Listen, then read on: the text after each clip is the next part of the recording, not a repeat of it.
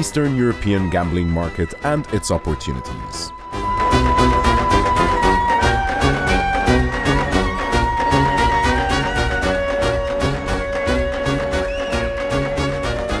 Chief Business Development Officer of Softobet. Good luck. Thank you.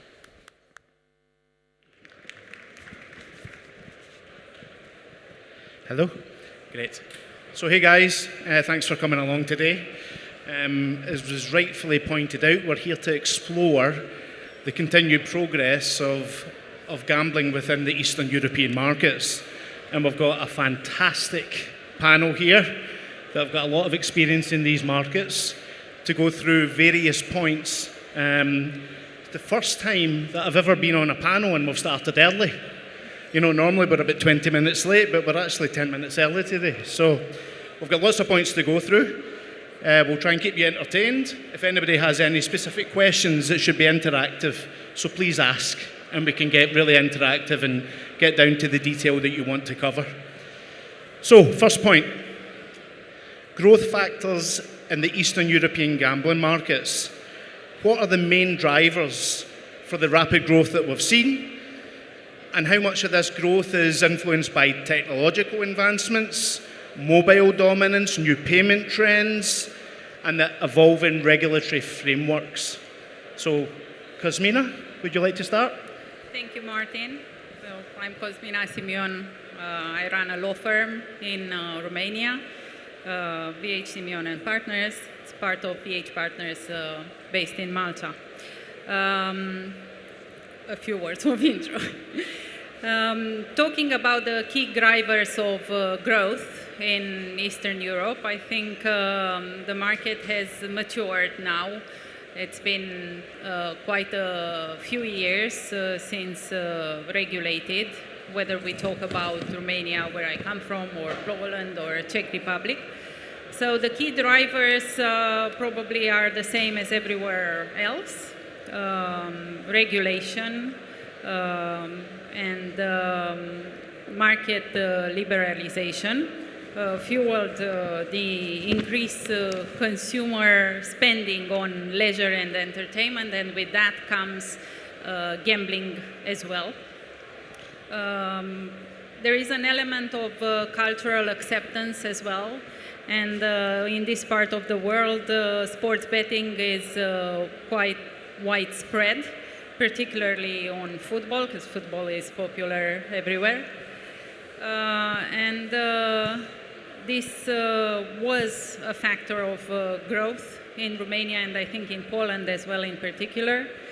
The liberalization of the market attracted international players who have more access to technological advent, and they invest in loyalty programs, and they increase the player experience. And of course, technology is one of the key growth factors, and that extends into mobile nowadays, which covers a significant percentage of the market. With the mobile, we have user-friendly interface. Most of the population now is using smartphones, so that comes without saying. We have e-wallets, so secure payments. We have augmented reality, VR, and AR. And all of that comes into a more appealing package. So I would say these are the key growth factors, if I am to summarize it. But maybe my colleagues want to add something. Anything to add, Dmitry? Okay, hi. My name is Joseph. I'm from LMP, we are basically a Bitcoin Lightning PSP. You know what Bitcoin means, and Lightning is a new technology that makes more efficient the Bitcoin transactions, like more scalability, more like cost efficient, and also we improve the user experience. I'm going to touch on my expertise, which is crypto, which is Bitcoin, and I think also mobile usage as well are increasing here in Eastern Europe, but there's also a growth of 40% year over year here in Eastern Europe when it comes to Bitcoin, and not crypto, just Bitcoin transactions in the in-gaming industry. So we will touch a bit about regulation later, about MiCA, which is a regulation that is coming soon, early January 2025. But since now there's not like a clear regulation, all this money, let's say, is going to a gray area. And our vision and mission is to help operators, regulated operators, to take this part of the cake. So I think like mobile usage and increase the growth of Bitcoin transactions in the gaming industry here in Eastern Europe. Anything to add, Andre? Hi everyone, my name is Andre. I'm a partner with Baciu Partners. We are an independent law firm in Romania focused on various industries, including gaming. Just one more thing to add here. I think that also regulation sometimes helps mobile. We have a recent restriction in Romania whereby basically slots are banned in small cities. So this kind of restriction naturally forces players to go into the mobile environment. So that gives us a good sort of trajectory into delving a little bit deeper with mobile. Traditionally, the Eastern European markets have been dominated by retail. Exactly, yeah. Okay, but what we're seeing is that mobile penetration is accounting for up to 60% of iGaming traffic. So that's sportsbook and casino, essentially. So how is the industry adapting in order to give positive experiences for the consumers in these markets? Dmitry? Well, here I think we've got a good example about the need to ensure consumer protection, especially with mobile gaming, and this is a market of Ukraine. As you may have heard, in May 2024, the Ukrainian regulator Krail just imposed quite significant restrictions on advertisement and on access of quite a specific group of population, people in military service, to access to game of chance. And I think this begs quite a big question: how shall the regulatory approaches, which in quite a big number of cases are still regulated, are still viewed as a web primarily way to regulate, we've got desktops, but we are not thinking about mobile applications and general access to games in that way. How shall regulator take a new look on the way people engage with mobile applications? And well, if we do speak about the need to regulate a specific segment of players, like guys in trenches, guys in military service who are particularly targeted by offshore and sometimes local operators using mobile systems. And yeah, I think it will be one of the most specific questions to deal for the regulators, especially in market who had significantly forward looking into new technologies, because Ukraine, Eastern Europe, we are leaders in lots of mobile industries here, and yeah, I think that will be a focus. Kazmina? In Romania, is it similar? Romania is more and more into mobile. Internet penetration is at high levels, and so are smartphones, as I said.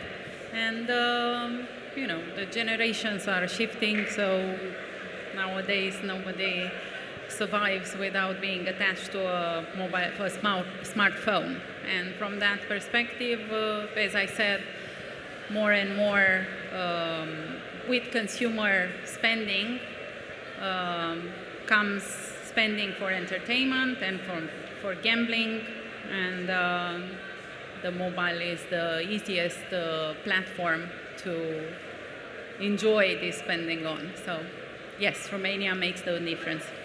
Okay. And Josef, from a crypto perspective, perhaps? So yeah, I'm really fan of UX and how to optimize customer journeys because I've been working in technology for already 20 years.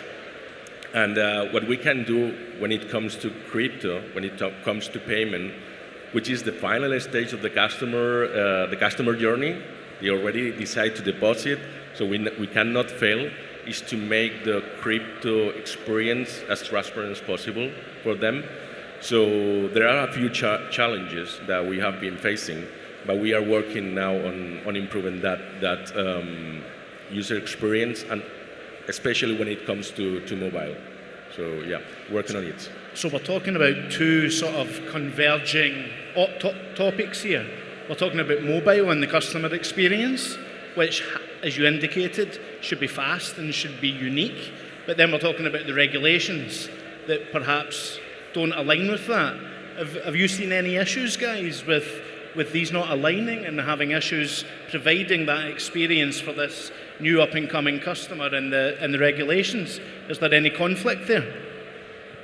We might have, yeah, because engaging customers, it's a business objective, which that totally makes sense.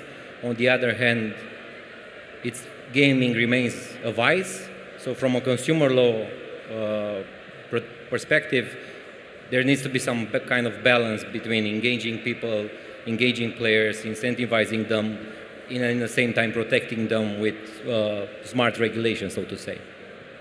And education.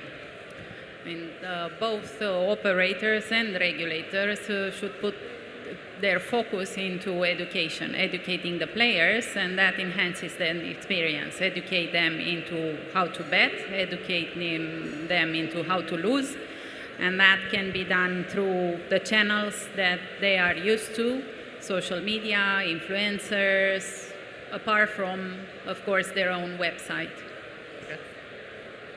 Yeah, by the way, I think it's quite an interesting question and observation. Do you believe that we are getting too far into the regulating than implementing best practices? Best practices are always a good idea, but from theory to practice, it's a long way sometimes. So balance should be struck. Of course, operators should be very aware of their environment and be present in industry discussions. And but you have to lose a little to gain some more. And Exactly. It's a question of who wants to make the first step, always. So without being controversial, would you guys agree that the Eastern European regulated markets are going in the same direction as Western Europe and driving the customers to the black market, to .com operators? It's hard to say. It's a different kind of behavior on Eastern Europe, especially in terms of advertising. So if you're looking at markets like the UK or Italy, there is no advertising, a total ban, or I don't know, little advertising. If you go to Eastern Europe, it's a different kind of animal. At least in Romania, we have it everywhere. It's, from some point of view, it's too much. And it should be, as Cosmina was saying, a bit of education also from the industry side to limit themselves, or be smart, be creative, but don't be too much. There was too much, taking Romania as an example, and there was a regulatory intervention. So advertising has been diminished in the last year in size, in number, but still it's not enough. It's still too much, seems like, if you are to look at the legislative initiatives and the general public opinion. And yes, there is a trend to self-regulate best practices, codes of practice, but it's a long way to Tipperary. So we'll see where that gets us. I do feel that education, I will say it again, it's very important for both operators and players at the same time. So it's about finding balance. Yeah, okay. So as the regulatory frameworks begin to evolve, what key areas are the regulators adjusting? Is it tax? Is it the player experience? Is it the payments? What are the key areas that are being adjusted in order to find this balance from the regulatory side? I would say all, because you touched upon all of them. I mean, you talked about payments. My colleague was talking about Mika. You talked about users' experience with the technology advent. It's an evolving area constantly. So, and regulation, it's evolving as well. Taxes are evolving much quicker than we would want them to, and with a significant difference. So, in Romania, for example, last year we quadrupled taxes. So, and the purpose of the tax increases are to increase revenue or to stop new entrants into the market? What's the strategy behind that? I think it's both. 1 year after that, I think it's both. The public message that was sent was to gain revenues to the state. It was not the only industry that was affected. So yes, the immediate effect was get more money to the state budget. But in the end, it must be also the inability of the regulator to face the volume of not just operators, but industry players on the market. Yeah. I think adding to your last question, we might cite 3 examples, one of which is Romania. Last year, that was quite a huge change, the requirement to establish to have a permanent establishment or a local company, and we've seen quite a huge interest from our clients who operated via Maltese companies under Romanian licenses to get into Romania. So in that case, I think we do speak about the increase in revenue. But another example, again, Ukraine, which started quite actively in 2020, launching about 10 or 15 iGaming operators in 1 year and a half, but still seeing quite a struggle to attract top international operators. Each time we spoke with them about Ukrainian licenses, etc., they were saying, like, guys, we're not ready. Your tax code is just ready to accept us because you've got too much loopholes. You've got good taxes in general, but they may not be administered correctly, so we are not ready to take that risk. And another interesting example from like 2 months ago is Georgia. They do use taxes, but not to protect the market, but to attract new players. They've introduced the concept of the so-called offshore license, allowing operator to establish local Georgian entity and operate 2 separate URLs, one for local players and one for international players. And what's interesting, for international players, they established about, I think, 5% GGR for the revenue of international business, while 10 or 15% for local businesses. So I think it shall be smart policy, not just like setting an arbitrary number and waiting to operators either go or leave the market. Okay, interesting point. So we've got a couple of minutes left, guys, and the last topic that we wanted to discuss within this Eastern European market is from a B2B perspective. So ultimately, what restrictions are the regulators putting upon B2B providers in order to ensure that, as we alluded to earlier, that the black market doesn't continue to grow? So maybe start with you, Josip. Yeah, there's still like a few open topics now, but yeah. I just wanted to say that I agree with the education is key, not just players, operators, but also pushing regulators.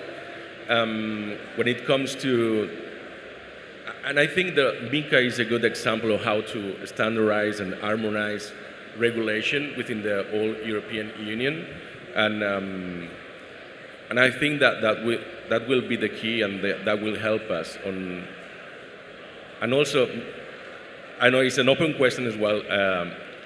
If we should do that, push that on the iGaming regulation, like do the same work like on crypto, like coming from the industry to the regulators. And it's just food for thought. If we would need to harmonize and standardize everything in European Union. But I don't know. Someone has an opinion? Harmonization.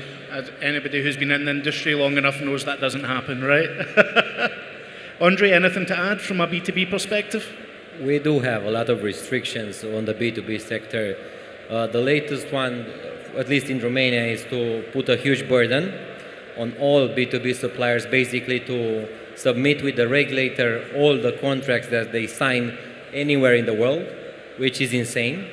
But it's a clear indication that regulators want to do something against black market, and they're not looking only at operators, but also on the supplier side. Basically, that's it.